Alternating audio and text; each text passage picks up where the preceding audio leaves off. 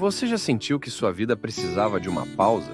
Que seu coração busca por respostas, mas não sabe por onde começar? Caminho da Fé, Descobertas na Estrada da Alma. Não é apenas um livro, é uma jornada, uma história real de superação, fé e transformação que vai inspirar você a dar o próximo passo na sua vida. Descubra como desafios podem se transformar em lições e como cada momento pode ser uma oportunidade para se reconectar com o que realmente importa. Este livro é para quem busca mais do que histórias. Busca propósito, busca inspiração, busca a si mesmo. Disponível em e-book e na versão livro físico. Comece hoje sua jornada de transformação. Caminho da Fé. Descobertas na Estrada da Alma. O que você está esperando?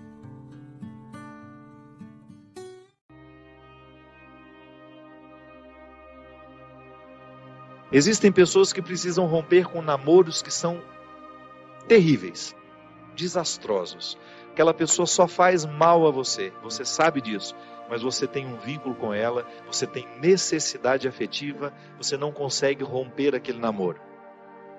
Então, de repente, você se encoraja, você fica com tudo claro diante de você, essa pessoa não me faz bem, eu não posso me casar com essa pessoa, porque se no tempo do namoro já está assim, imagina na época do meu casamento, depois no meu tempo de casado, vai virar um inferno pior ainda do que já é. Aí você se encoraja, motivado por pessoas que estão ao seu lado, a romper. Aí é terrível no dia que você rompe. O sofrimento é cruel dentro de você. Parece que você nunca mais vai se recuperar, que você só pensa naquela pessoa. Por quê?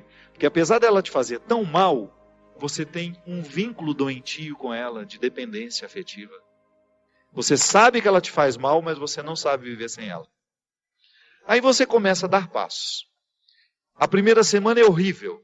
Você sofre, você chora, você não pode ouvir a música, você não pode sentir o cheiro, você não pode ver aquele pedacinho de não sei o que ele esqueceu lá na sua casa, que tudo aquilo é terrível.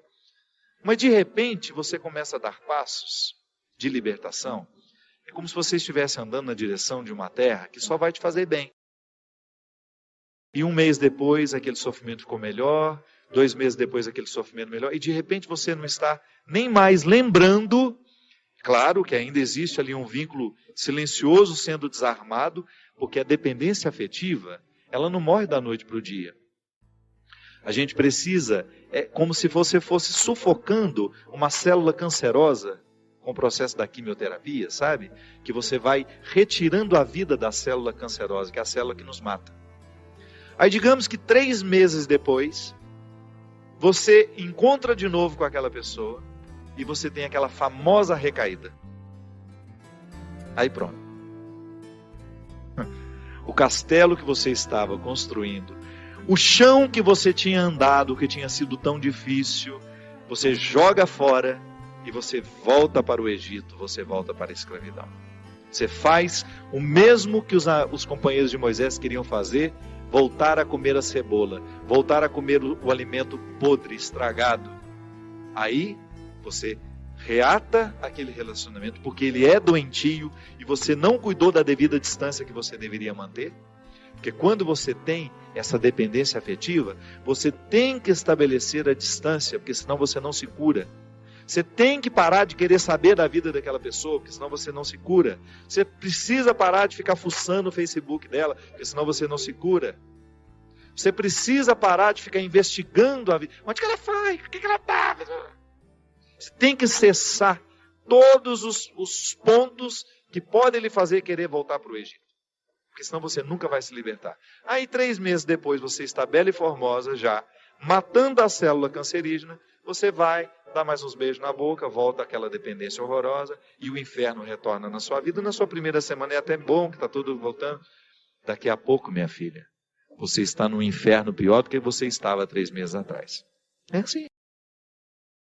Quando a gente não sabe viver o desconforto que nos edifica, a gente se boicota o tempo todo. É como parar de beber, é como parar de fumar. Você fica sem fumar 1 ano e você comemora porque você parou de jogar aquela toxina cancerígena no seu organismo e de repente você vai lá e acende um cigarro de bobeira e aquele vício volta como se fosse um monstro capaz de te comer inteiro. Pronto. todo aquele sacrifício que você fez dos primeiros dias sem fumar, vão para o saco. Por quê? Todo aquele sacrifício vai para o saco, por quê? Porque você não foi capaz de viver o desconforto de renunciar.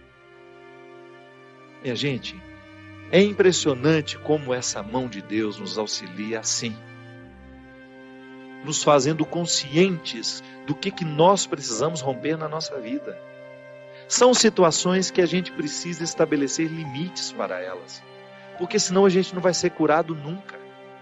A gente vai ficar eternamente doente na fila dos necessitados, chorando e mendigando um pãozinho de bondade do outro, um pãozinho de afeto do outro.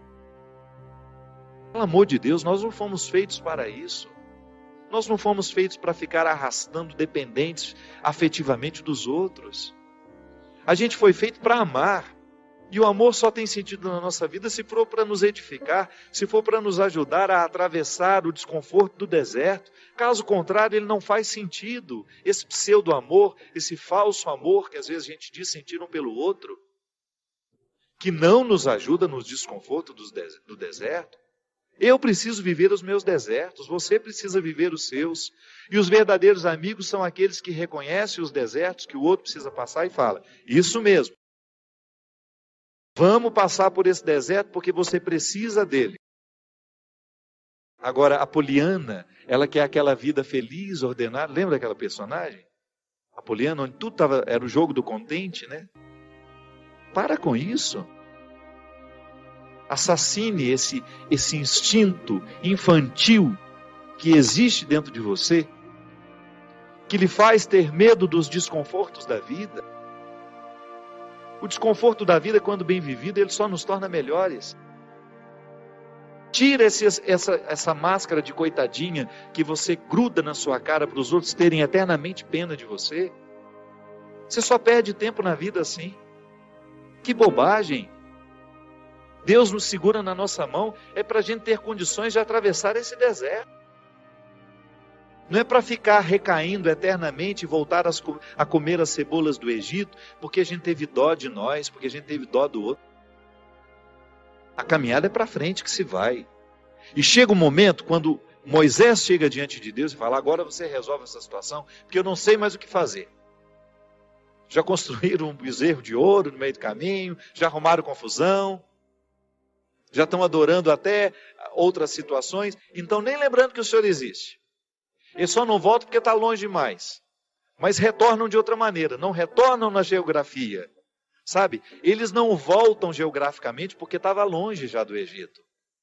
Eles morreriam no meio do caminho. Mas não voltavam geograficamente, mas voltavam afetivamente. Porque às vezes a gente já ultrapassou o território da nossa escravidão físico. Eu já saí da cadeia, mas a cadeia não saiu de mim. É assim que funciona. Eu já dei os passos na direção da minha liberdade, mas eu não fiz a conquista da minha liberdade. Eu não decretei a conquista da minha liberdade. Então eu fico afetivamente preso ao meu passado. Lamentando as cebolas do Egito, lamentando o namoro que terminou, a situação que foi terminada, a amizade que foi traída. Sempre que eu me encorajo a vencer os mares que me desafiam, eu estou exercendo o cuidado de Deus na minha vida. Sempre que eu me encorajo a colocar o pé no mar que me ameaça, eu estou cumprindo a parte da promessa de que Ele estará sempre ao meu lado. Você faz a mesma coisa. Sempre que você desafia os seus mares, sempre que você enfrenta os seus desconfortos, quando você não tem medo do desconforto que lhe chega, quando você olha para ele de frente, você fala, e agora? O que é que nós vamos fazer a partir desse momento? O que você me traz de bom? O que você está me desafiando? Eu vou aqui recrutar as minhas melhores partes, porque só isso me interessa. Se o desconforto me chega, eu preciso atravessar esse deserto para saber, para poder alcançar essa parte da terra prometida que me espera. É assim que funciona. Não há uma fórmula mágica para a vida. Ainda que a gente não acreditasse em Deus, nós teríamos de viver os desconfortos que nos fazem crescer. Ainda quem não crê em Deus precisa enfrentar os desconfortos de sua história, de sua existência.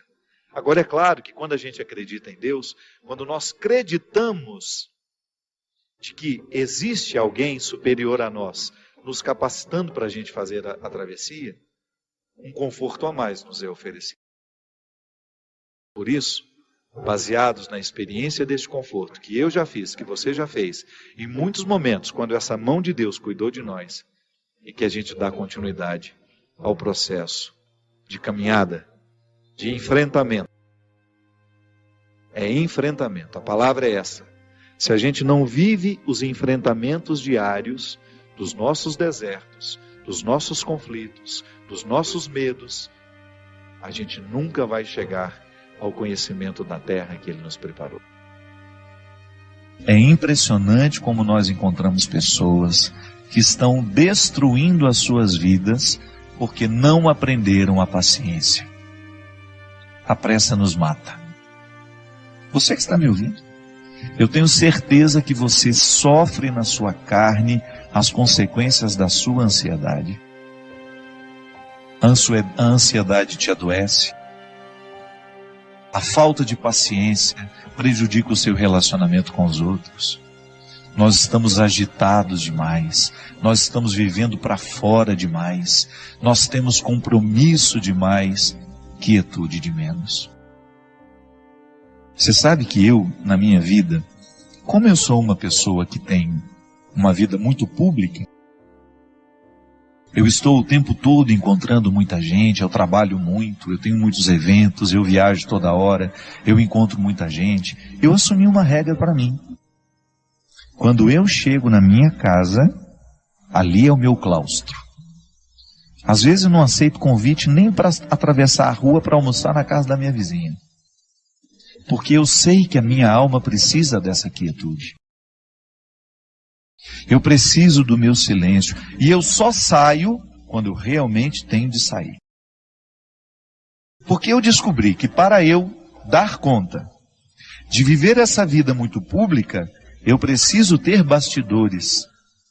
Eu preciso ter o meu espaço de vida consagrada ao silêncio, à quietude, à oração.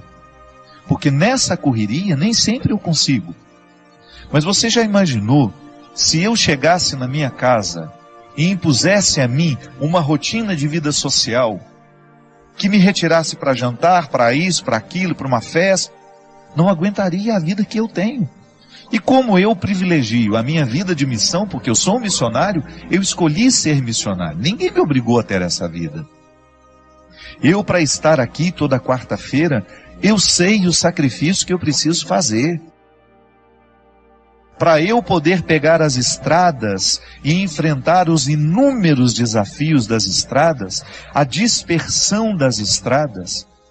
Minha gente, às vezes até num camarim, que é aquele lugar último antes de entrar no palco para cantar. O camarim deveria ser o lugar da oração, do sossego, da tranquilidade. Isso não existe para mim. É lá que muitas vezes claro, não estou reclamando, estou dizendo é a vida que ficou assim. Às vezes eu tenho tanta gente para atender, tanta gente querendo conversar comigo, que quando eu subo no palco, me restam 2, 3 minutos ali só para me concentrar, para entrar ali no palco e dar tudo de mim. Essa semana mesmo, eu fui a Poços de Caldas, e eu tinha 1h30 para fazer o evento, porque eu precisava pegar a estrada de madrugada, que eu tinha um compromisso logo cedo em Taubaté. Senão eu não ia conseguir dormir nem 2 horas. E aí, tudo bem, o evento começou, o show começou. Aí a minha assistente, a Mônica, que fica do lado, faltam 10 minutos. E aí eu olhei para aquele povo. Não tenho coragem de parar o show aqui agora, porque eu preciso ir embora. Ali é o lugar da minha dedicação. Você sabe por quê? As pessoas vão ali para me ouvir. É claro que depois eu me dou o direito de dizer, olha, não vou autografar CD de ninguém, não vou tirar foto com ninguém porque eu preciso ir embora. Mas o meu tempo de evangelização em cima do palco é sagrado. Ali é o horário de exercer o meu ofício. Eu não posso ter pressa no ofício de evangelizar. Mas quando eu chego em casa, eu preciso me dar o direito de viver esses bastidores, de viver esse silêncio, essa quietude, de desligar um pouco o meu telefone, de esquecer que ele existe, de estar um pouco mais diante de Deus, para que Ele me preencha, para que depois, quando eu voltar para a estrada, eu continue tendo o que oferecer ao outro. Olha aqui, você tem uma vida diferente da minha. Você não tem essa necessidade de evangelizar como eu evangelizo. Mas não se engane, você também tem a mesma necessidade que eu tenho de ter bastidores. A sua vida te exige. Você tem uma vida social que te joga para fora o tempo todo. Você trabalha muito, você encontra muita gente. E qual é o espaço que você cria para criar dentro do seu coração esse espaço de paciência que só Deus pode nos dar? Qual é o espaço que você cria para que Deus tenha condições de moldar a sua alma de acordo com a sua vontade, com o desejo que Ele tem? Qual é o espaço que você oferece a Deus para que o seu florescimento espiritual aconteça? Para que você não se desgaste demais nessa vida que não para, nessa vida que é tão rara e que muitas vezes você não percebe por causa do modo de vida que você escolheu viver? Quando eu dou o meu testemunho de que eu tenho estrada demais e muitas vezes bastidores de menos, e que por isso que quando eu chego em casa, eu tenho que me recolher e proporcionar ao meu coração uma restituição espiritual. Eu fico pensando também os meus amigos que são padres, que enfrentam no seu dia a dia o desafio de atender as pessoas o tempo todo, porque muitas vezes as pessoas não estão preocupadas com o descanso do padre. Eu já encontrei muitos padres que ficam até constrangidos de dizerem que vão tirar um dia de férias, uma segunda-feira, por exemplo, para descansar. É direito dele. Ele precisa restituir no coração aquilo que ele oferece ao longo da semana. Há padres que celebram 5, 6 missas por domingo. Isso é desgastante, minha gente. A graça de Deus nos sustenta, mas nós também precisamos buscar a quietude para que esta graça alcance o nosso coração e nos restitua com a nossa paciência. Muitas vezes nós encontramos os nossos padres, os nossos pastores dando patada no povo. Não é porque eles são ruins, não.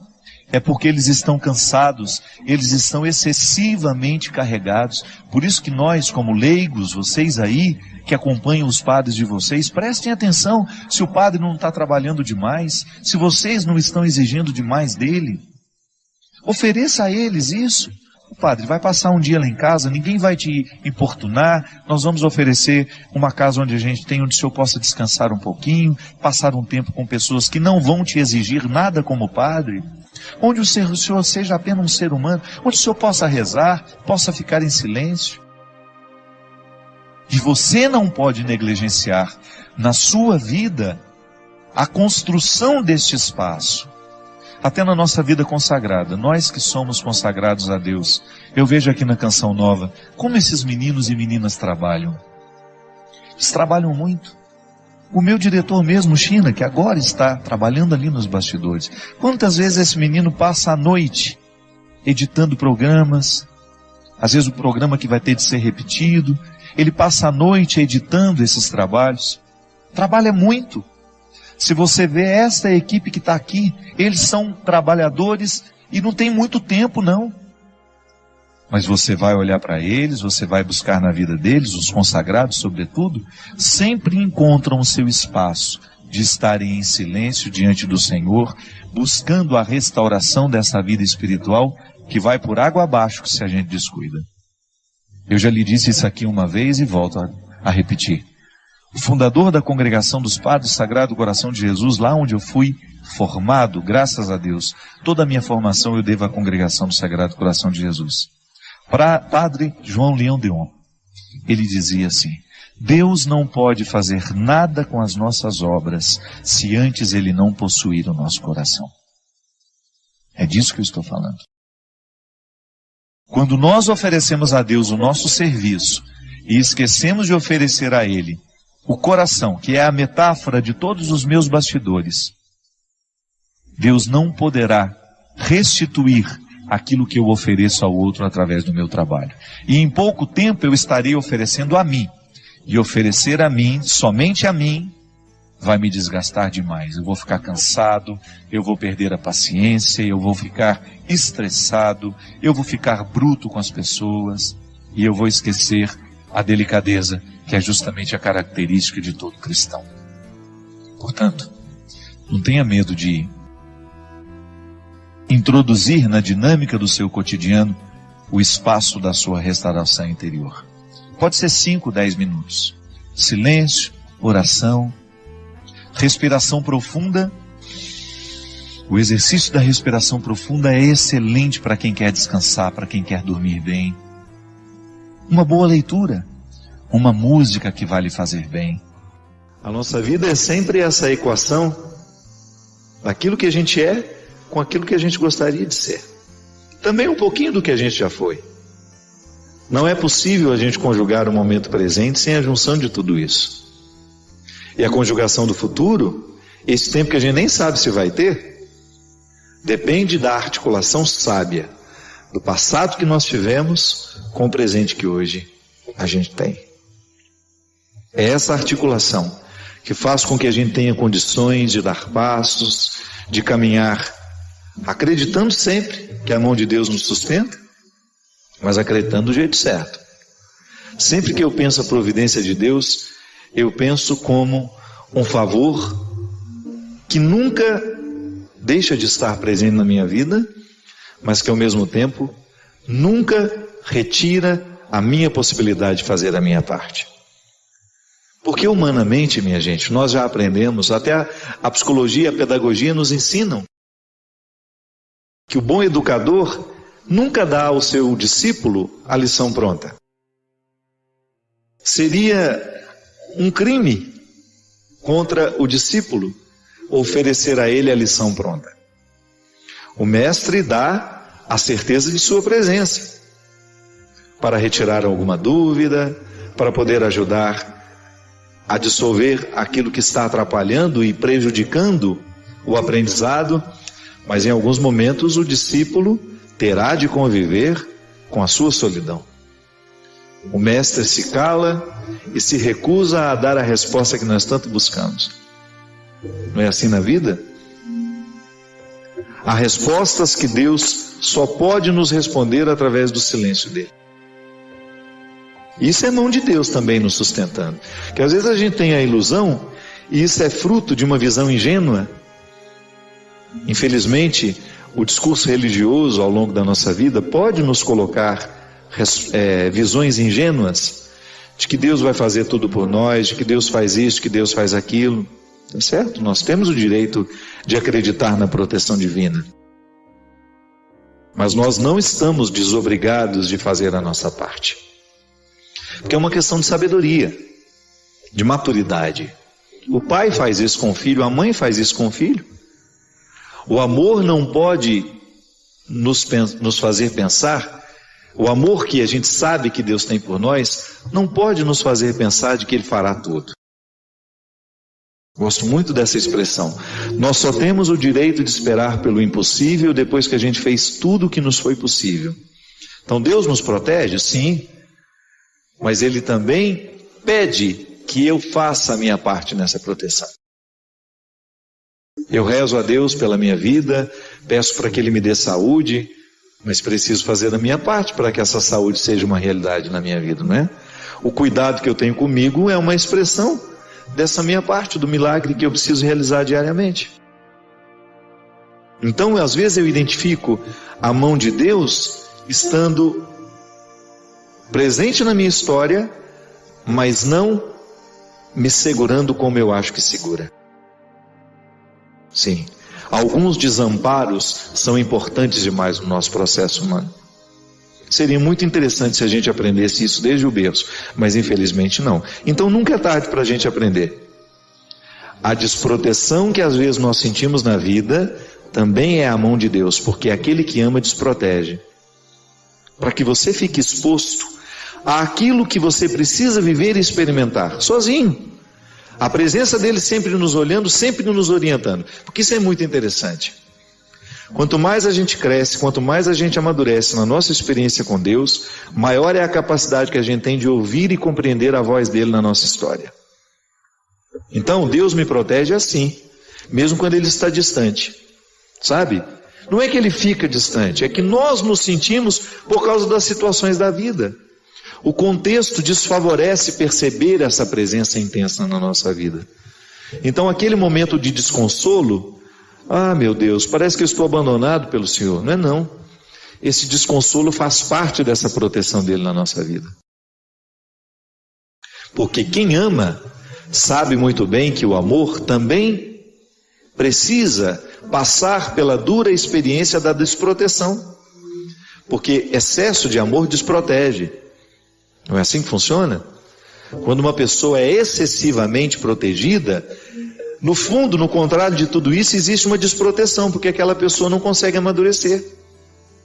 Então ela vai ser eternamente ingênua, vai ficar eternamente acreditando que ela está dentro de um conto de fadas, e a vida não é um conto de fadas.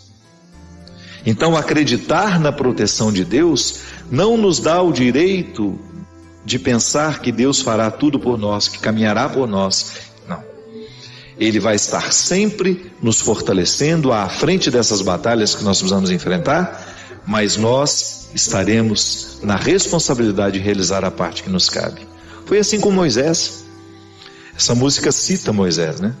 Foi essa mão que ajudou Moisés a dividir o mar em dois. Há nessa passagem uma riqueza muito grande que está em Êxodo. Quando Moisés está apavorado, porque ele retirou o povo do Egito e saiu na direção dessa terra protegida. Protegida não, prometida. Está vendo? Que também é um pouco protegida, né? A terra prometida seria alcançada, com uma promessa que Deus fez a Moisés, desde que ele se encorajasse a retirar aquele povo da escravidão e atravessasse as dificuldades do deserto. Veja que quem já teve a oportunidade de ir a Israel sabe muito bem o que é o deserto. Você entrar naquele deserto para chegar a um lugar que não sabemos onde é, que só está no coração de um homem, como promessa, é uma dificuldade muito grande. E o povo acreditou, foi atrás de Moisés, começou a viver as restrições do deserto, a fome, começou a sentir saudade das cebolas, né? Porque no Egito eles comiam cebola, no tempo da escravidão a cebola era o principal alimento, por isso que às vezes a gente usa a expressão, não fique chorando as cebolas do Egito, não é assim? Você já deve ter escutado essa expressão, quando alguém lhe aconselha, não para de lamentar o passado. O que é lamentar as cebolas do Egito? É dizer, eu era escravo, mas tinha esse alimento, eu tinha cebola para me alimentar, e agora eu estou livre, mas não tenho nada. Calma, dê tempo ao deserto, permita que o deserto lhe diga o que ele precisa dizer, até a fome. A restrição, ela é importantíssima no processo humano. A gente identifica o tempo todo que pessoas são estragadas porque não lhes faltou nada. É terrível quando você tem um filho que foi paparicado desde criança, não lhe faltou absolutamente nada, e de repente, no descampado da vida, de repente aquela pessoa precisa enfrentar o deserto da vida e ela não tem munição o suficiente para dar conta. Aí fazer o quê? Como é que nós enfrentamos o deserto? Ali naquele momento, quando Moisés retira o povo da escravidão e se encoraja a levar este povo pelo deserto, a caminho da terra prometida, ele também sente medo, ele também não sabe o que vai ser. Por isso ele o tempo todo, através das manifestações de Deus naquele momento da vida de Moisés, ele se comunica com Deus. São as epifanias, né? Que são essas manifestações gloriosas de Deus ali, através da realidade simples. É a sarça que arde, é a pedra que jorra água, enfim. Deus vai conversando com Moisés, vai dando a ele sinais de que ele está no caminho certo, mas não o priva da desproteção que o deserto lhe causa.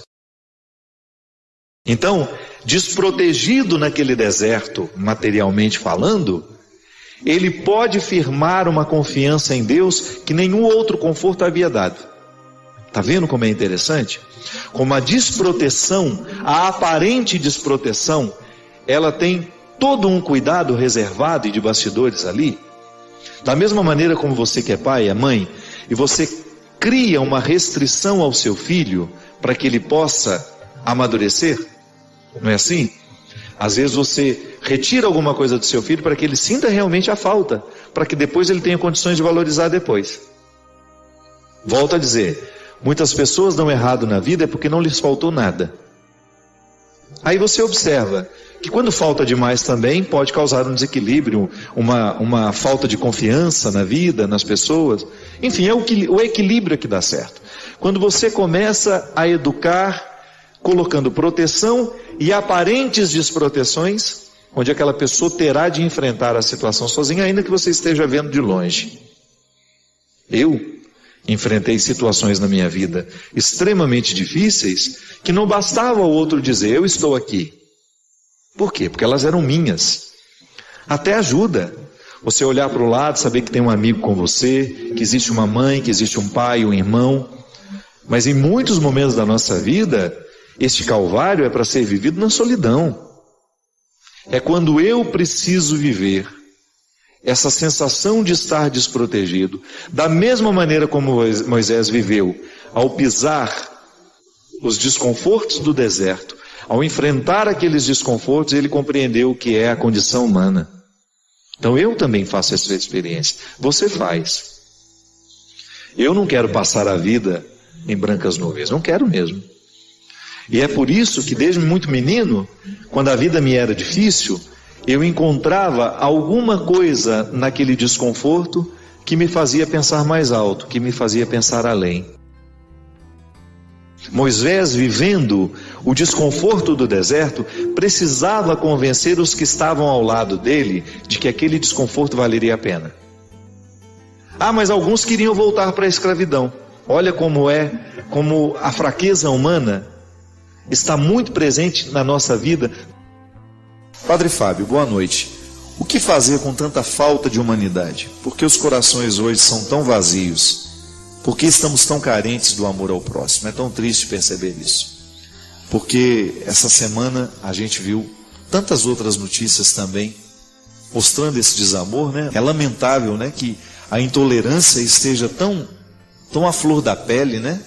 De repente as pessoas estão na rua, são agredidas covardemente até chegar à morte. Pessoas que às vezes saem para poder se divertir. Não entro nem no mérito da questão, como é que buscam essa diversão, mas ninguém sai de casa para morrer, né? É que as coisas vão acontecendo, às vezes os nossos valores estão tão invertidos, minha gente. É tão difícil hoje a gente ver a juventude não sendo capaz de aprender esse amor. Ainda agora estava vendo também a reportagem lá no Morro do Alemão. O processo de pacificação tem acontecido, graças a Deus. Aos poucos a vida foi voltando ao normal naquele lugar. Agora ontem tiveram umas imagens de um helicóptero, que parecia que estava tendo também mais um assalto, uma tentativa de uma pequena confusão, e quando foram se aproximar eram crianças brincando com armamentos de plásticos, feitos por eles mesmos, né? Aí fiz essa associação às imagens que estão mostrando lá do Paquistão. Paquistão não, Afeganistão, não, Paquistão, né? Onde foi o Bin Laden morto, né? Aí estava mostrando as crianças com as armas. É lamentável, né? Que nos dias de hoje, com tanta violência no mundo, a gente veja ainda esses instrumentais bélicos de armas e disso, daquilo, sendo brincadeira entre nós. Eu me lembro, quando eu era criança, a gente ganhava revólver de presente. Imagina isso, minha gente. Que coisa horrorosa, né? Como é que podia isso naquele tempo? Eu não sei, há muito tempo eu não entro numa loja de brinquedos para crianças, né? Mas eu não consigo admitir que nos dias de hoje você vai e você compre uma arma de brinquedo. Eu não sei se existe isso ainda. O que eu sei é que muitas vezes os jogos, os videogames, né? Tudo isso incita muita violência. As brincadeiras, os jogos eletrônicos, a gente já falou muitas vezes sobre isso aqui. Isso gera desamor, porque quando uma criança brinca livremente com uma arma, para que serve uma arma? É para matar. Então, se ela está fazendo na sua infância um aprendizado do assassinato, é muito difícil que depois a gente queira extrair dela uma atitude amorosa, uma postura pacífica. Então, se nós queremos neutralizar o crescimento desse desamor, nós precisamos então mudar as nossas condutas. O que nos diverte, né? Qual é o nosso divertimento? Como é que nós encontramos o nosso divertimento?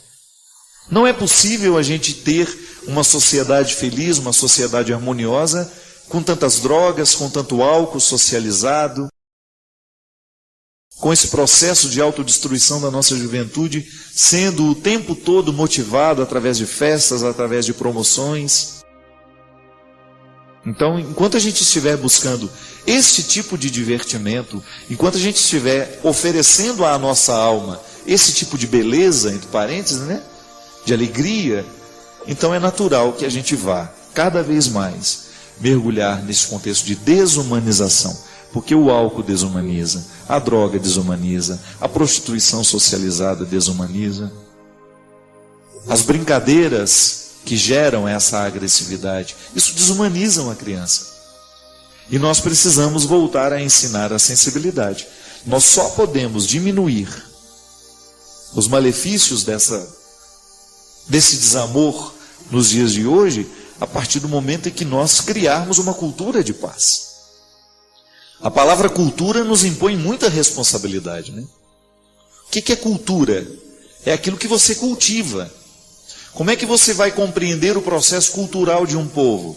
Quando você entra dentro dos costumes daquele povo e você começa a identificar o que aquela sociedade cultivou, promoveu e fez crescer. Isso é cultura. Quando a gente diz, nossa, aquela pessoa é muito culta, ela tem muita cultura. O que é? Ela teve muito cultivo, não é? Ela se cultivou muito, ela leu muito, ela procurou conhecer, ela foi curiosa, ela investigou, ela conseguiu trazer para dentro dela uma boa parte do mundo que estava de fora. Como? Através da leitura, através da informação. Então a cultura de paz é um cultivo de todos os dias. Essa intolerância que nós temos notado nos dias de hoje, que perpassa todas as dimensões da relação humana, se isso não for modificado, o nosso mundo vai ficar cada vez mais insuportável, cada vez mais difícil. Nós falamos aqui em outros dias, né?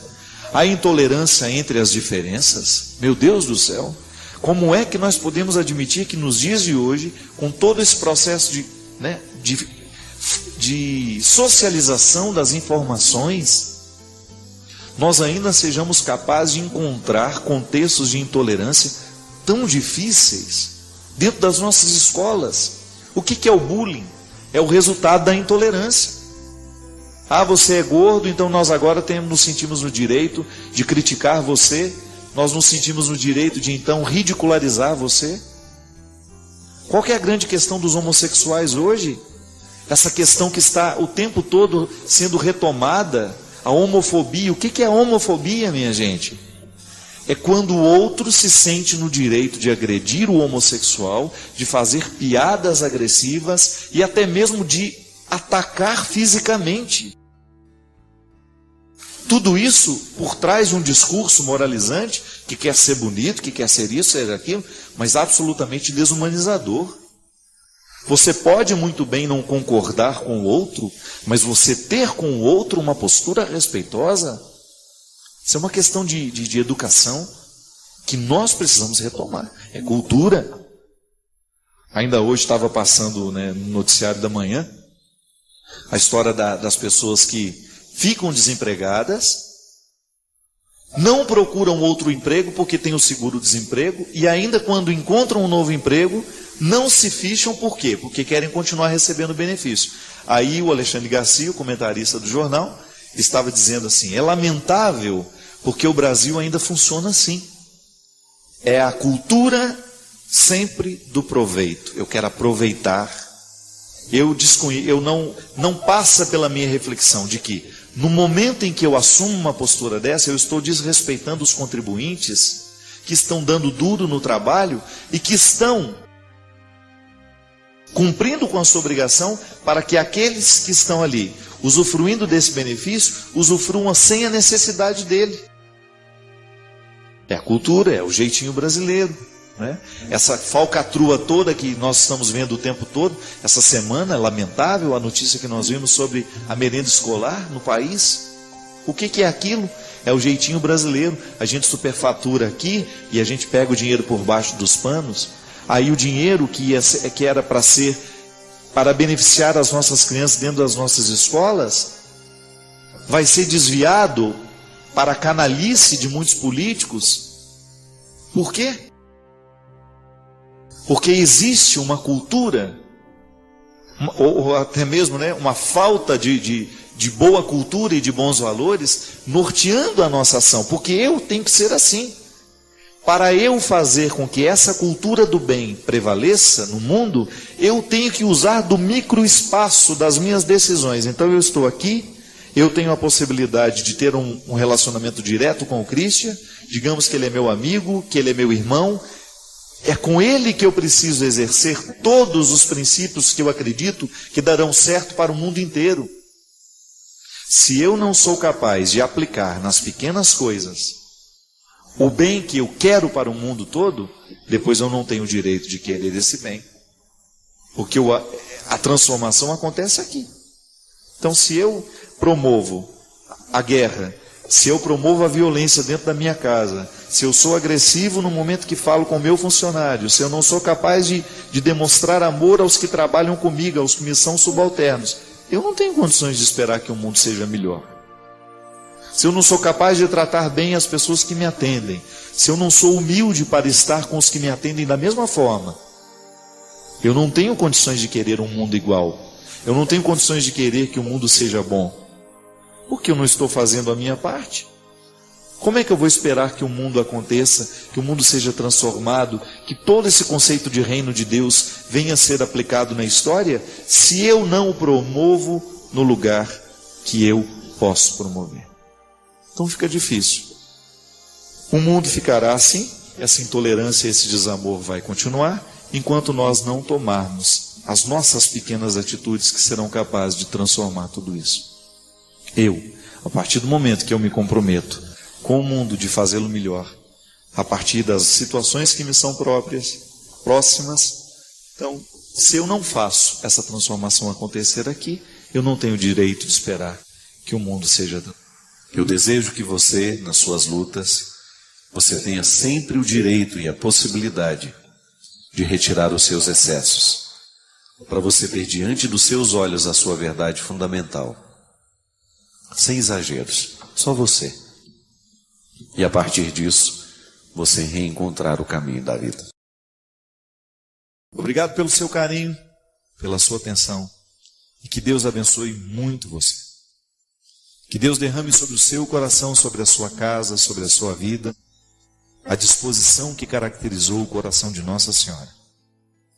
Para que, exemplo dela, a gente também possa ser um cristão de verdade, levando sempre Jesus no colo, para apresentá-lo àqueles que ainda não o conhecem.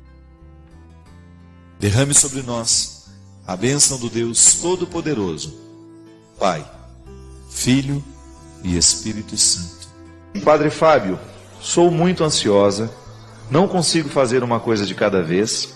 Eu vejo as tarefas de casa para fazer e começo a fazer uma e não termino. Já começo outra, chega ao final do dia e estou acabada e com a casa toda bagunçada. Sou aposentada, fico o tempo todo em casa e vejo muitos defeitos nas coisas, na casa, o tempo todo. Rezo o texto de cura e libertação, voltei na missa e estou procurando um caminho para seguir, mas tem hora que me bate um desânimo muito grande. Procuro fazer as coisas para que Deus não fique triste comigo. Como gerir a questão do tempo e do desânimo? Duas questões muito ligadas, né? A organização do tempo e a dinâmica para poder fazer esse tempo dar certo. Eu sempre digo assim, Rosa Marlene, que na nossa vida, à medida que o tempo vai passando, nós vamos ter que ir entrando na dinâmica das novas fases, né? Se você está aposentada, é natural que você tenha muito tempo disponível e corra o risco de não saber ocupar esse tempo. Por quê? Porque quando a pessoa perde as atividades que tinha, ela corre o risco de não saber mais organizar-se a partir dessa nova fase da vida. Então precisa ter muita sabedoria. E essa sabedoria, ela vem justamente com o exercício. Não tem como você ler um livro para organizar o tempo. Você precisa ver o seu dia, olhar para ele, o que é importante você fazer e você estabelecer metas. Aliás, isso é muito importante para todo idoso. Sempre falo isso para minha mãe. Tenha rotina, dona Ana, porque senão a cabeça vai ficando ruim. Guarde o remédio sempre no mesmo lugar. Procure ter a disciplina de fazer as coisas sempre na mesma hora, porque aquilo vai ser incorporado à dinâmica do dia e à dinâmica dessa nova fase da vida, em que você não tem tantas atribuições mais, mas muitas vezes não consegue aproveitar o tempo. Então, veja bem, quando eu não sei administrar o meu tempo, eu corro o risco de chegar ao final do dia com aquela sensação de fracasso. Meu Deus, eu poderia ter feito isso e não fiz. Meu Deus, eu poderia... Está vendo como uma coisa está ligada, diretamente ligada com a outra? Então, muitas vezes a exigência de olhar e só ver o defeito está diretamente ligada à incapacidade de tomar iniciativa e de resolver as situações.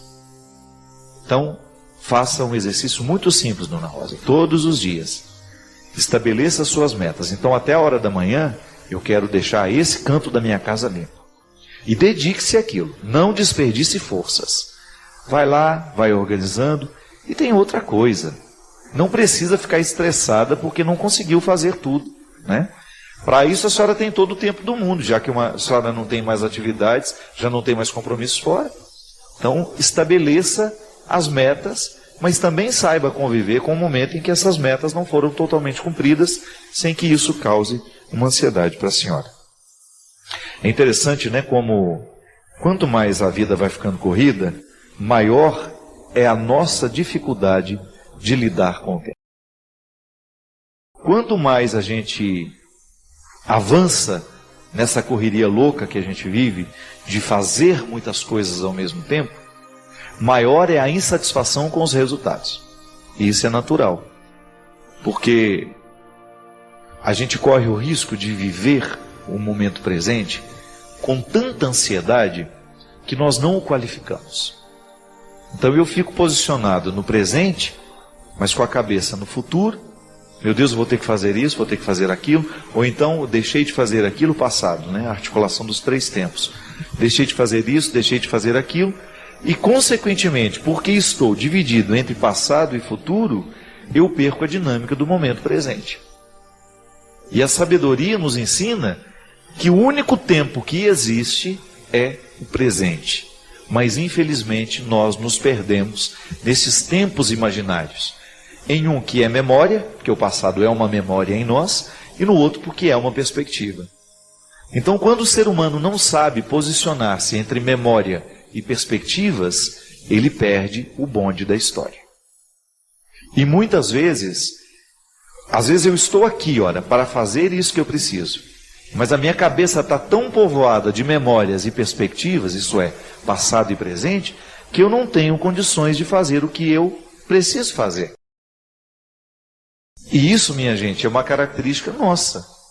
É uma característica do homem contemporâneo, do ser humano contemporâneo, que está mergulhado num mundo absolutamente rápido, com muitas informações, com muitos atrativos, com muitos estímulos. É muito difícil. Às vezes até o descanso. Por que muitas vezes nós não dormimos bem? Porque nós estamos cheios de memórias e cheios de perspectivas. Então a gente deita na cama, a gente tem a dificuldade de viver o momento presente, que é o descanso. Então a gente tem a dificuldade de quebrar o poder da memória e o poder das perspectivas. A gente não consegue mergulhar no momento presente e aí a gente não consegue descansar. Quantas vezes? Eu não estou falando isso porque eu li nos livros não, viu, minha gente? E nem porque estou livre disso. Eu já cheguei à conclusão de que de madrugada eu tenho só 10% da minha inteligência. Se eu contar para vocês as coisas bobas que me preocupam de madrugada, quando de vez em quando eu acordo, que depois quando eu reflito sobre aquilo, 12:00, 1h da tarde, eu tenho vergonha. Agora eu não sei porquê. O meu mecanismo é esse. Acordo no meio da noite e fico pensando tanta coisa boba, tantos absurdos, sabe? Que eu fico preocupado com coisas tão idiotas. O que é isso? Eu estou perdendo a oportunidade de, na hora, fazer o que eu tenho que fazer. Dormir, né? Não, fico lá com a cabeça cheia. E isso está diretamente ligado ao estilo de vida da gente. Então nós precisamos, muitas vezes, desligar as tecnologias. A gente precisa dar um pouco mais de tempo para o descanso da gente. Vai entrar no quarto, não precisa ficar ligando essa televisão toda hora. Conviva um pouco mais com o silêncio. Antes de dormir, pegue um livro. O livro vai dando sono. O livro é uma terapia para poder te descansar, te distrair um pouco, te desligar daquele contexto pesado que às vezes você passou o dia inteiro. Você entra na história daquele livro, é como se você pudesse fazer uma purificação de tudo aquilo que está pesando sobre você. Oração é isso. A oração é o momento em que nós vamos fazer uma purificação de tudo aquilo que nos intoxicou ao longo do dia. Eu não posso dormir com as toxinas do dia, com as palavras que me feriram, com as coisas ruins que eu ouvi, com tudo aquilo que foi aborrecimento, que não é pouco. A vida da gente tem muitos aborrecimentos o tempo todo. E aí a gente vai descobrindo que se a gente se exercita nessas técnicas disciplinares, e a oração é também uma técnica disciplinar, nós vamos aprendendo a colocar os tempos nos seus devidos lugares. Uma coisa é certa: quem insiste em trazer para o presente o passado e o futuro e ficar mergulhado nessa mistura vai ter muita dificuldade de articular com qualidade a própria vida. Obrigado pela oportunidade de estar com você mais uma vez, de partilhar a nossa vida, de fazer deste momento um momento de encontro. O programa de direção espiritual é para mim uma oportunidade maravilhosa de tocar as realidades humanas que fazem parte do contexto da minha reflexão cristã. Me sinto muito feliz pela oportunidade de estar aqui e de saber que você está em comunhão comigo. Muito obrigado. E hoje eu quero começar o programa com um poeminha. Na verdade, nem é um poema, um pequeno texto atribuído ao Mário Quintana, um grande poeta, um poeta gaúcho, que teve uma sensibilidade maravilhosa na sua observação do mundo. O poeta é esse ser, né? Atribuído de sensibilidade, entra 3, 4 vezes na fila, né? Quando Deus está distribuindo sensibilidade, e olha para aquilo que a gente vê todos os dias de um jeito novo. Mas aqui ele é muito concreto na maneira de entender as deficiências humanas. Deficiente é aquele que não consegue modificar a vida, aceitando as imposições de outras pessoas ou da sociedade em que vive, sem ter consciência de que é dono do seu destino. Louco é todo aquele que não procura ser feliz com o que possui. Cego é aquele que não vê o seu próximo morrer de frio, de fome, de miséria. É aquele que só tem olhos para os seus míseros problemas e pequenas dores. Surdo. O surdo é aquele que não tem tempo de ouvir o desabafo de um amigo, o apelo de um irmão, pois está sempre apressado para o seu trabalho e quer garantir o dinheiro no fim do mês. Mudo é aquele que não consegue falar o que sente e se esconde por trás da máscara da hipocrisia. Paralítico é quem não consegue andar na direção daqueles que precisam de sua ajuda. O diabético é aquele que não consegue ser doce. E o anão é aquele que não deixa o amor crescer. Mas finalmente a pior de todas as deficiências é ser miserável. Pois miseráveis são todos aqueles que não conseguem falar com Deus. É verdade, né? A gente fica pensando que as nossas deficiências... Eu me lembro, minha gente, tive um um encontro com uma pessoa que mexeu muito comigo. Eu era fráter ainda, não era padre ainda. E eu me lembro que essa moça tinha muitas deficiências físicas. E eu fiquei muito assustado na hora que eu estava diante dela. E ela com um sorriso ali naquela cadeira de roda, com as pernas totalmente tortas, os braços atrofiados, e ela me olhando, ela me disse uma coisa que mexeu muito comigo. Ela falou assim, me falou: prazer em conhecer você, né? E eu fico muito feliz porque você está vendo os meus maiores defeitos, então não tem como esconder de você. E eu fiquei muito tocado. Porque é assim mesmo, né? Às vezes a gente encontra pessoas tão bonitas, tão aparentemente, do ponto de vista estético, tão impecáveis, né? E aí quando você começa a conviver, você vai descobrir que ali existe tanta feiura. Eu sempre brinco, né? Que na vida a gente precisa ficar mais bonito. E quando eu falo que nós temos que ficar mais bonitos, eu falo da beleza total mesmo. Eu acho que se você precisa se cuidar, se você precisa dar um jeito em você, se você quer emagrecer, se você tem um projeto de ficar mais bonita, que junto com esse projeto de você ficar mais bonita esteja também a sua preocupação em ter cada vez mais uma alma dotada de beleza, porque é isso que faz com que a gente queira ficar por perto. Eu tenho visto e encontrado tanta gente que do ponto de vista estético apresenta tantas imperfeições, mas ao mesmo tempo tem um coração tão bonito, tem uma presença tão forte e faz uma diferença na vida. E a gente aprender a lidar com essas deficiências da gente aqui, essas todas que o poeta fala, né? Da loucura, da cegueira, da surdez. Tantas. São tantas as deficiências que a gente tem na vida. Realmente, às vezes, a gente é cego, a gente não consegue ver a pessoa que está do lado, precisando de nós, né? A mudez, a gente não consegue fazer brotar a palavra que verdadeiramente a gente precisa dizer. Como é difícil, às vezes, a gente fazer brotar dos lábios o pedido de perdão, não é? Pode ser que você hoje esteja vivendo isso. A dificuldade de colocar, de fazer a raiz do grito provocar essa palavra, me perdoa. Tanta coisa muda, minha gente, quando a gente tem coragem de dizer isso.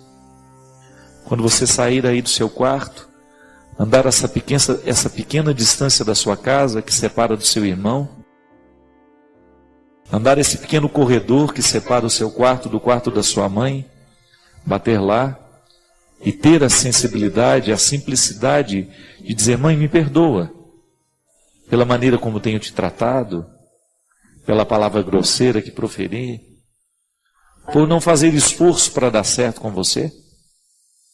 Andar essa pequena distância e fazer brotar da voz essa palavra que pede perdão ao Pai. Ou dar esse abraço no irmão que você precisa. Ou até mesmo lhe motivar, né? A pegar no telefone hoje e fazer brotar esse pedido de perdão através de um telefonema. Ligar para quem você sabe que você machucou, que você magoou. A vida fica tão diferente quando nós superamos a deficiência da mudez. Quando você é capaz de ultrapassar tudo aquilo que lhe impede de fazer a palavra brotar. A palavra que edifica. A palavra que constrói. Tanta gente precisando hoje do seu pedido de perdão. A gente tira o sono das pessoas às vezes com a nossa atitude. E às vezes um pedido de perdão não custa nada. E ele vai fazer um bem danado ao coração do outro. Ele vai provocar um benefício naquele que escuta. A gente cuidar da deficiência da nossa visão, né? Às vezes a gente é incapaz de perceber quem está do lado. Às vezes na necessidade de resolver problemas e situações, a gente fica tão egocêntrico, a gente fica tão voltado para a gente mesmo, a gente fica querendo exigir. A gente faz uma experiência de viver assim o tempo todo, sem ter a percepção do que está ao nosso redor. E quando a gente não percebe o que está ao nosso redor, a gente corre o risco de perder as prioridades, de ficar perdendo o nosso tempo com aquilo que definitivamente não é prioridade. As deficiências são muitas, minha gente. Eu tenho as minhas, você tem as suas. E se a gente não olha para elas com responsabilidade, a gente corre o risco de se transformar nelas. Isso é terrível. Quando a gente começa a se transformar no defeito que tem, na deficiência que tem. É uma consequência natural do defeito não cuidado. Se a gente não trata a deficiência, ela vai tomando cada parte do nosso ser e a gente vai se transformando nela. Eu não acredito que seja esse o nosso projeto de vida, né?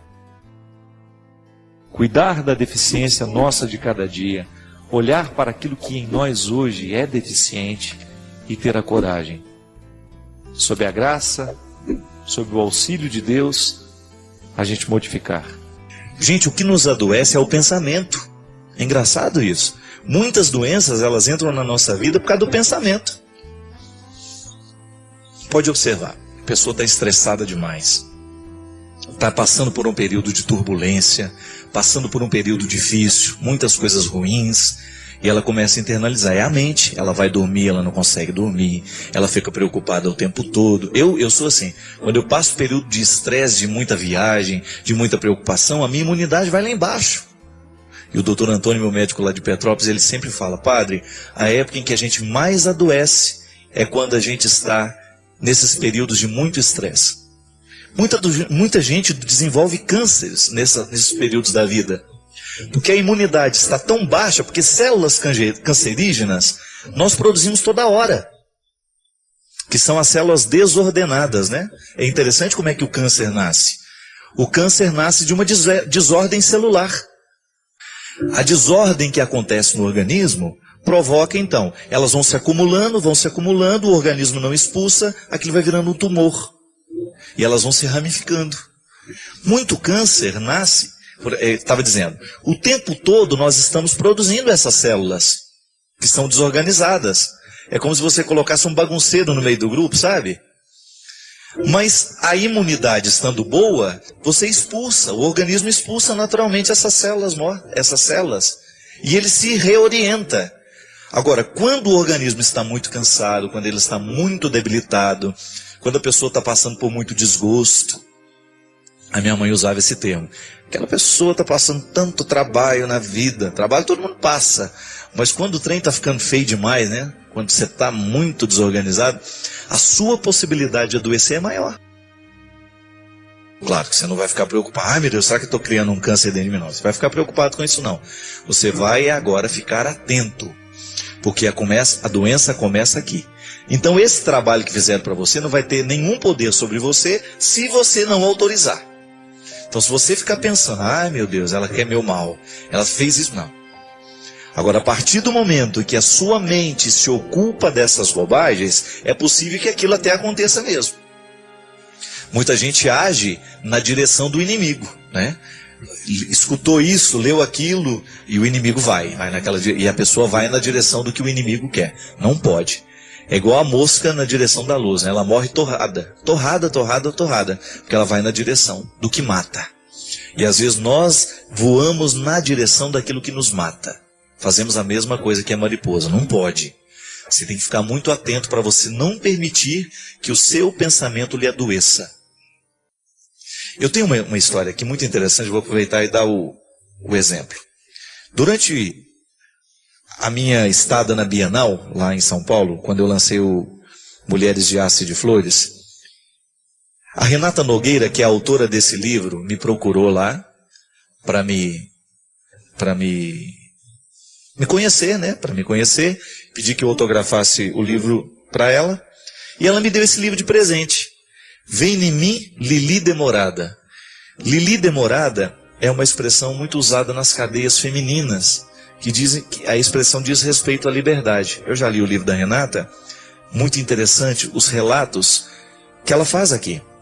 A Renata foi injustamente presa, uma mulher de bem, uma mulher formada, curso superior, muito bem formada na vida, uma família muito boa. E a Renata foi injustamente presa. Durante aquele tempo que ela estava presa, ela poderia ter descoberto dentro, né? Ela poderia ter desenvolvido uma série de doenças, uma série de enfermidades. Só que a Renata resolveu ocupar a sua cabeça de um jeito positivo. Tanto é que o livro nasceu de toda essa experiência.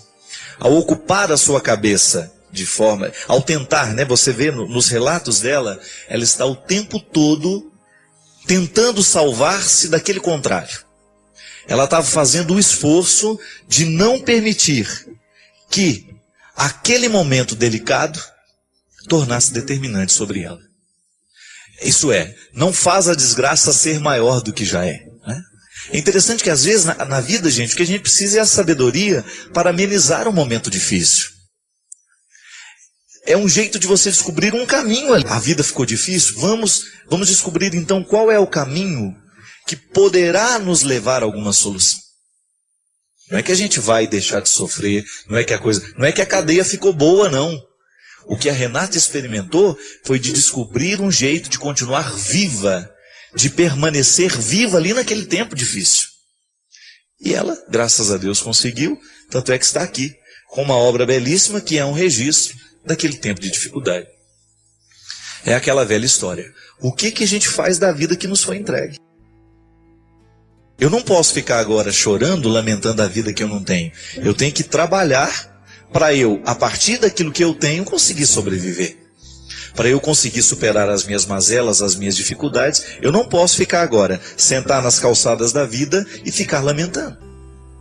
O que faz a diferença é isso. Então nada poderá ser verdadeiramente destruidor sobre nós se a gente não autorizar então aquele poder de destruição. Então, com todo respeito aos que acreditam, eu não acredito nisso. Não acredito em macumba, não acredito em trabalho, não acredito nessas encomendas que se faz, não. Não acredito mesmo. Porque eu creio no poder libertador de Jesus e isso está acima de tudo, minha gente. A libertação que Jesus realiza na história é total. E todo aquele que se torna um aliado do Cristo está livre de tudo isso. Olha, é bonita a palavra de Jesus sobre o reinado de Pedro, né? O primado de Pedro. Pedro, tu és pedra, e sobre esta pedra eu edificarei a minha igreja, e sobre elas os poderes do inferno não prevalecerão. Então eu tenho que fazer a minha parte para não prevalecer os poderes do inferno sobre mim.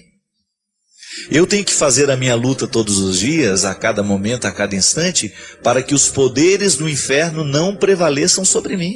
É uma luta de todo instante, de todo dia. Nós não podemos parar. Primeira coisa, gente, a gente tem que tomar consciência que cada pessoa, Deus trabalha de um jeito.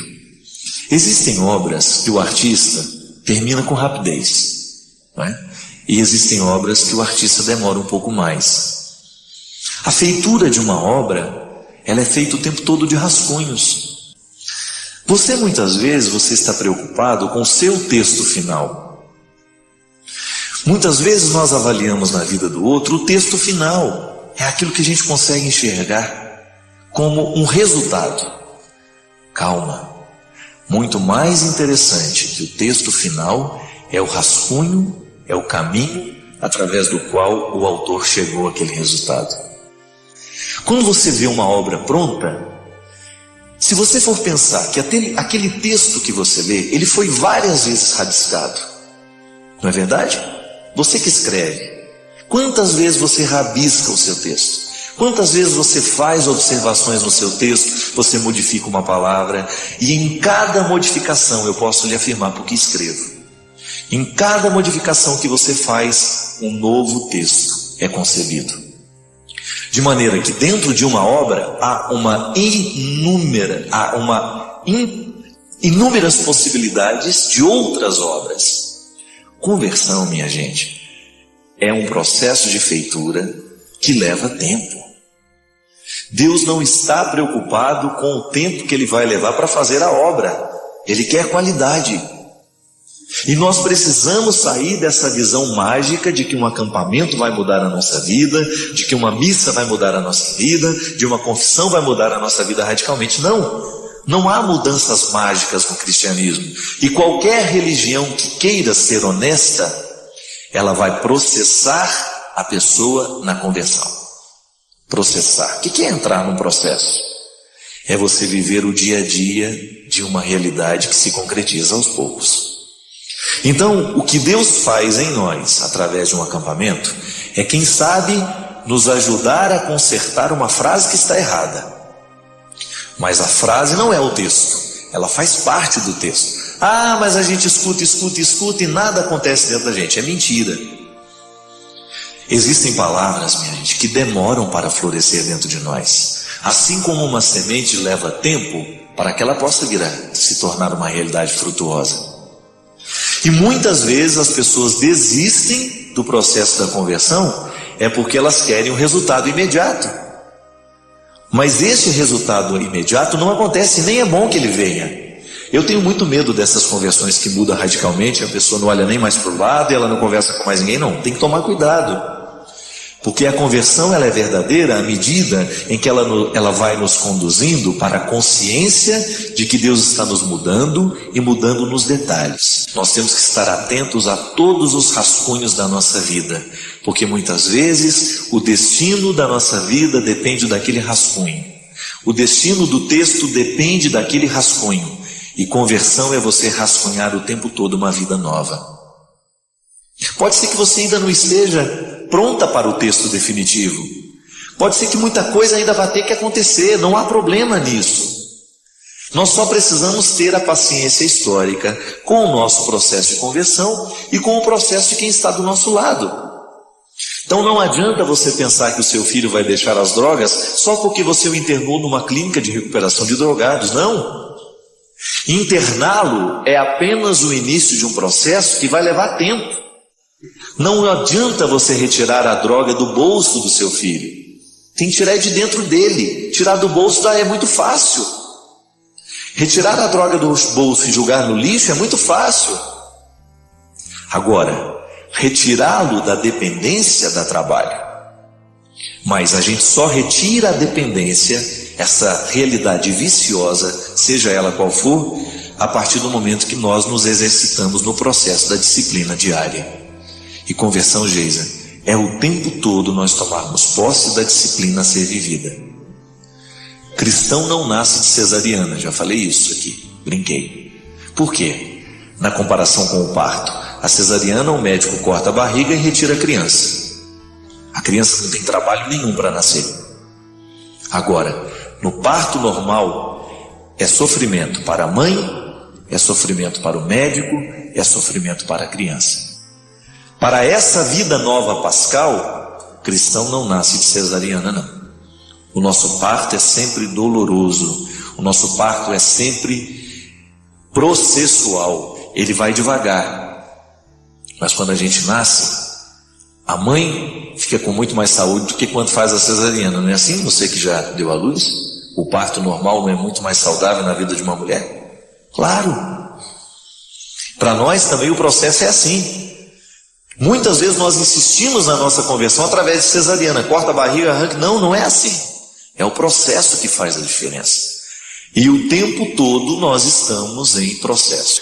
Esses transtornos é o seu processo de adequação. Quando é que você está em transtorno? Quando você está inadequado.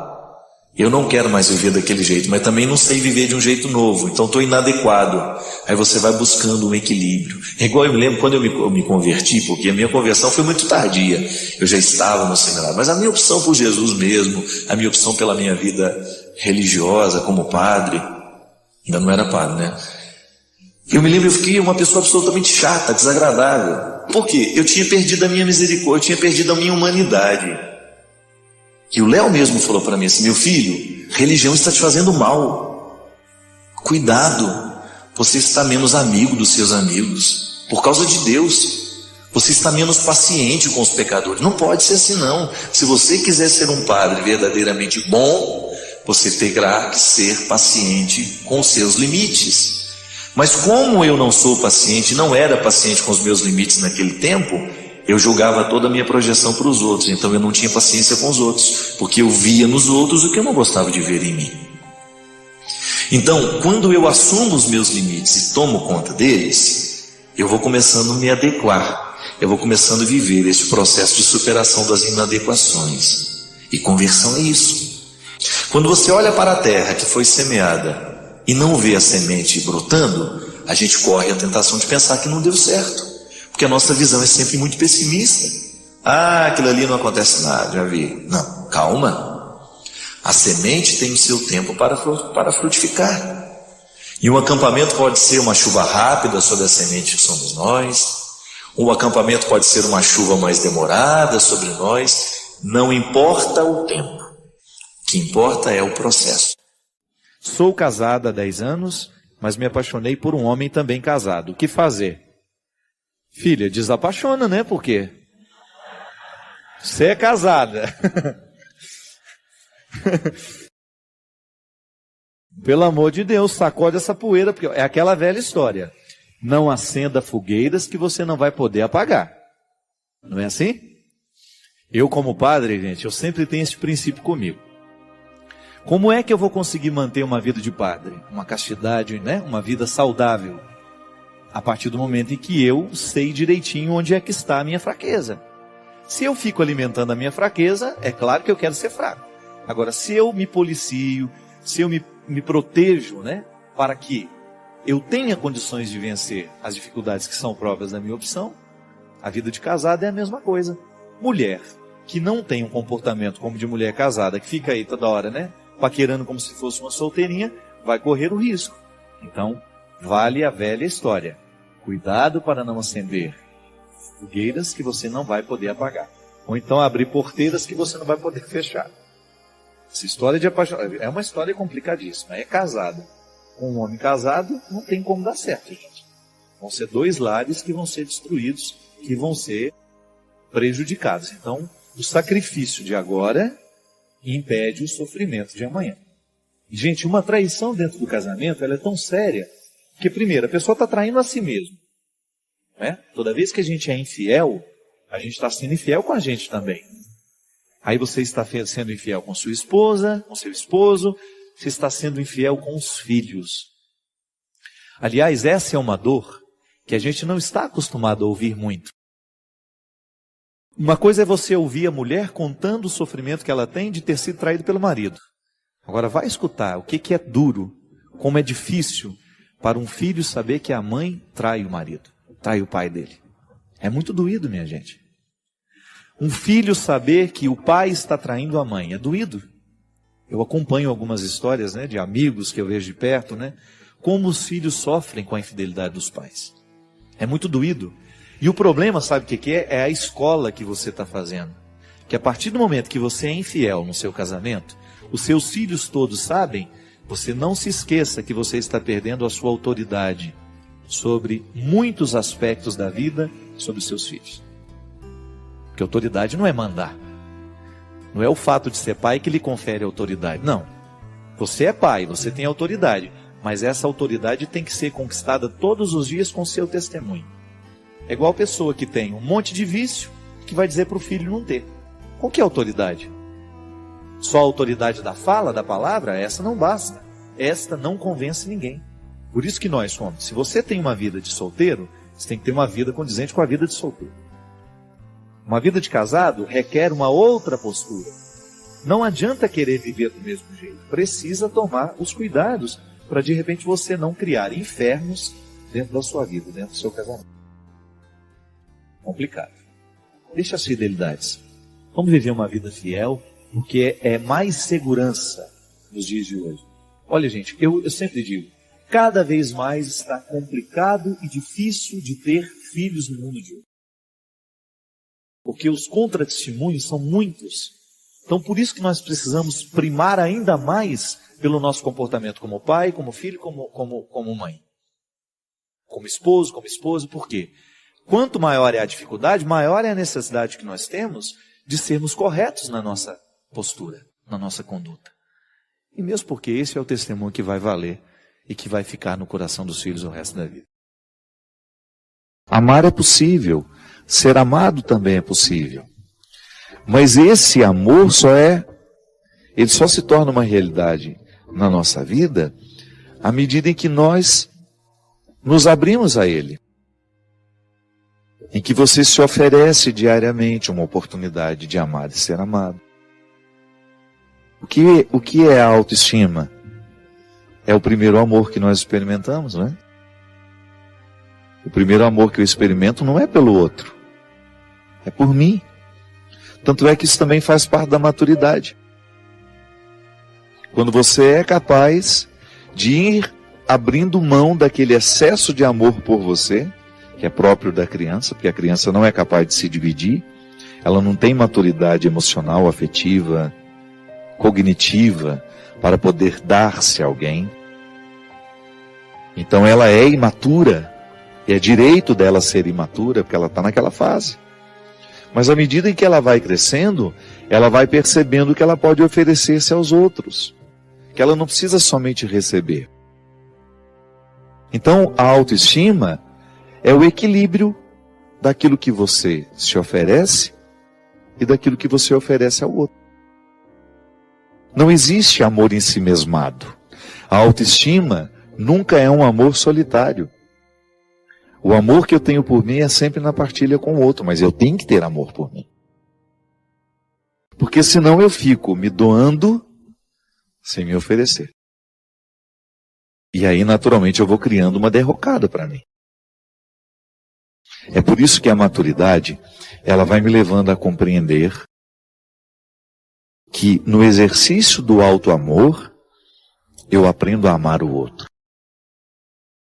E também no exercício do amor ao outro, eu acabo voltando ao amor que eu preciso ter por mim. Então, Emanuele, essa cura não é só você que precisa.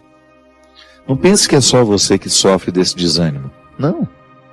Muitos de nós sofremos desse desânimo. Ou muitos de nós experimentamos esse fracasso de não sermos suficientemente amados por nós. Sim, eu preciso amar suficientemente o ser que sou. Amar-me significa reconciliar-me com os meus limites, conhecer todas as minhas, ou tudo que eu puder das minhas fragilidades, que às vezes eu não sou capaz de conhecer tudo, mas o máximo que eu puder conhecer dessas fragilidades, para eu poder arregimentá-las, para que elas joguem a meu favor. Sim, porque até a minha fragilidade, se ela estiver sob o meu domínio, ela me favorece. Eu sou possibilitado quando vivo as restrições de maneira sincera, de maneira honesta, de maneira justa. Então, a experiência de amar-se é o seu primeiro dever de casa. E aí, naturalmente, você vai jogando fora esse pessimismo, que pode ter sim, uma consequência da infelicidade dos seus pais. Nós absorvemos tanto dos outros, né? Eu absorvo o tempo todo das pessoas que passam por mim. Volto a dizer, o que é alcalino e o que é ácido, o tempo todo me é oferecido. Agora o problema é quando eu me ofereço o sentimento ácido. Quando eu me ofereço o pessimismo que me priva de crescer. Então todos os dias, não tem descanso isso, é diário, sem visão romântica, por favor. Deus não vem fazer por nós, o outro não fará por nós, sou eu, é você.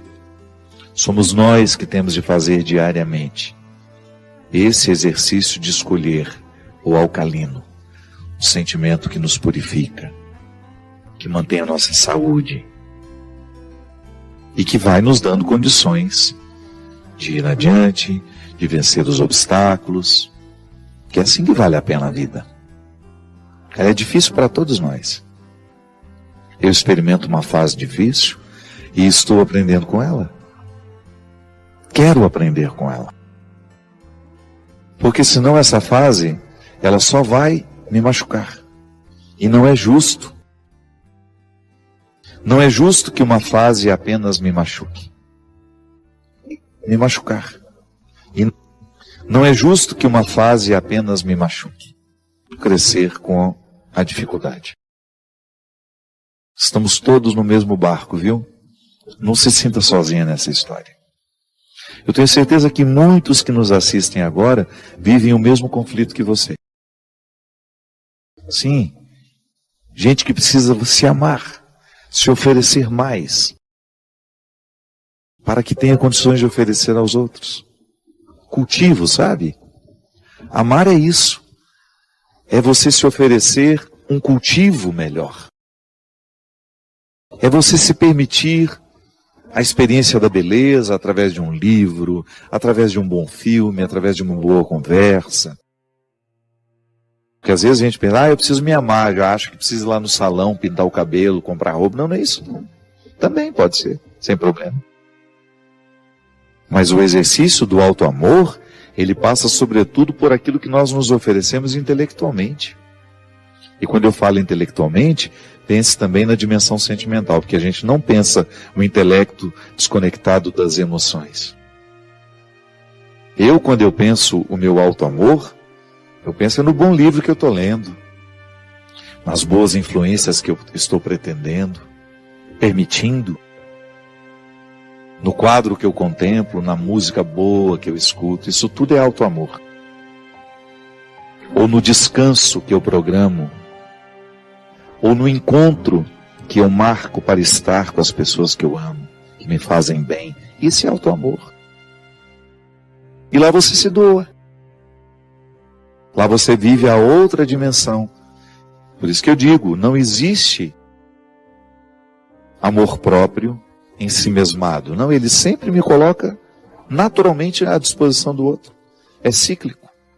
Eu me dou, eu me ofereço e naturalmente ofereço ao outro, do outro recebo, volto para mim e assim vamos. Reciclando os amores, reciclando as experiências que nos amadurecem. É isso, minha gente. A maturidade é um processo de todo dia, de toda hora. E que Deus nos abençoe nesse projeto.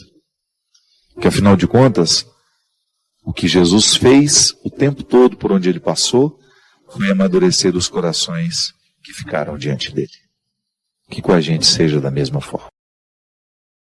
Amar é possível, ser amado também é possível. Mas esse amor ele só se torna uma realidade na nossa vida à medida em que nós nos abrimos a ele. Em que você se oferece diariamente uma oportunidade de amar e ser amado. O que é a autoestima? É o primeiro amor que nós experimentamos, não é? O primeiro amor que eu experimento não é pelo outro, é por mim. Tanto é que isso também faz parte da maturidade. Quando você é capaz de ir abrindo mão daquele excesso de amor por você, que é próprio da criança, porque a criança não é capaz de se dividir, ela não tem maturidade emocional, afetiva, cognitiva, para poder dar-se a alguém. Então ela é imatura, e é direito dela ser imatura, porque ela está naquela fase. Mas à medida em que ela vai crescendo, ela vai percebendo que ela pode oferecer-se aos outros, que ela não precisa somente receber. Então a autoestima é o equilíbrio daquilo que você se oferece e daquilo que você oferece ao outro. Não existe amor em si mesmado. A autoestima nunca é um amor solitário. O amor que eu tenho por mim é sempre na partilha com o outro, mas eu tenho que ter amor por mim. Porque senão eu fico me doando sem me oferecer. E aí, naturalmente, eu vou criando uma derrocada para mim. É por isso que a maturidade, ela vai me levando a compreender que no exercício do auto-amor, eu aprendo a amar o outro. E também no exercício do amor ao outro, eu acabo voltando ao amor que eu preciso ter por mim. Então, Emanuele, essa cura não é só você que precisa. Não pense que é só você que sofre desse desânimo. Não. Muitos de nós sofremos desse desânimo. Ou muitos de nós experimentamos esse fracasso, de não sermos suficientemente amados por nós. Sim, eu preciso amar suficientemente o ser que sou.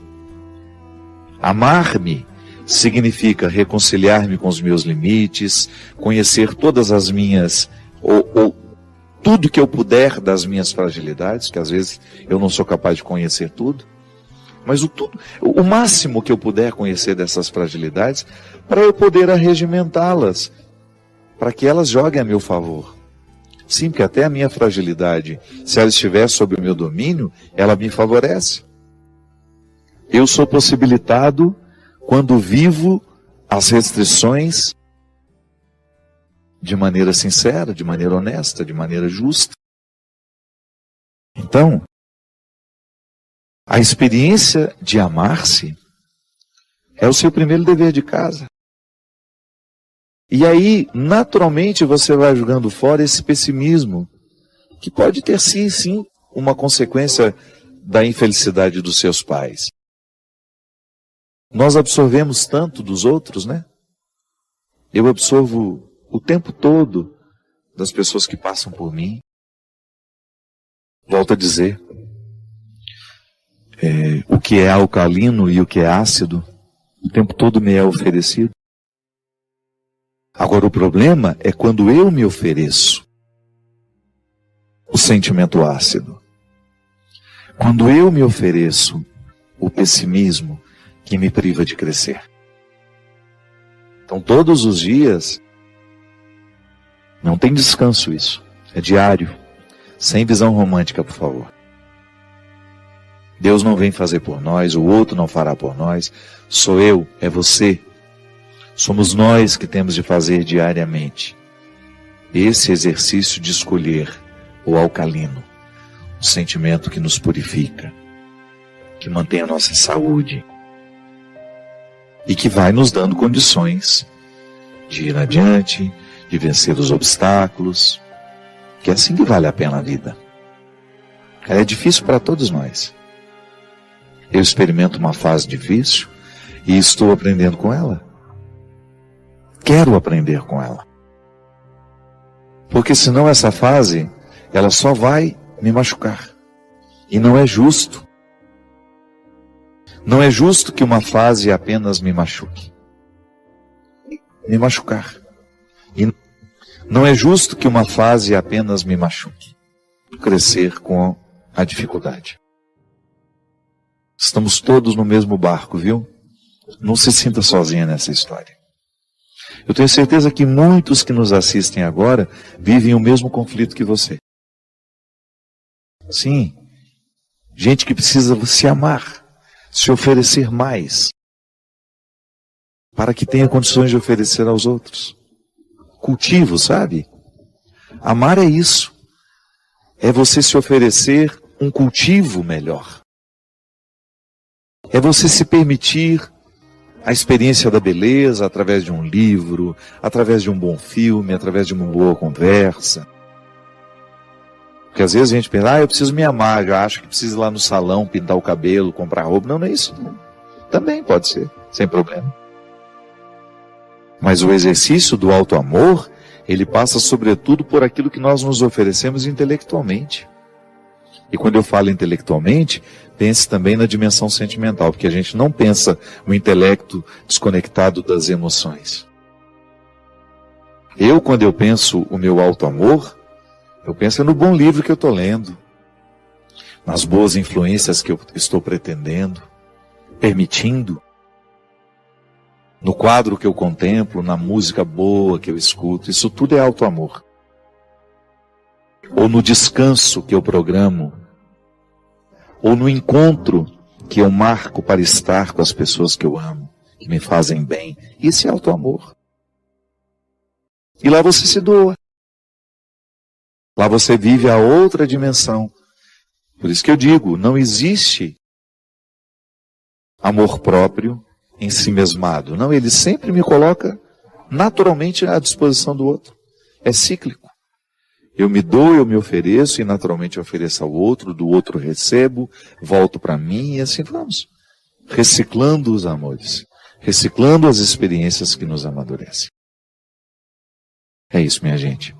A maturidade é um processo de todo dia, de toda hora. E que Deus nos abençoe nesse projeto. Que afinal de contas, o que Jesus fez o tempo todo por onde ele passou foi amadurecer os corações que ficaram diante dele. Que com a gente seja da mesma forma.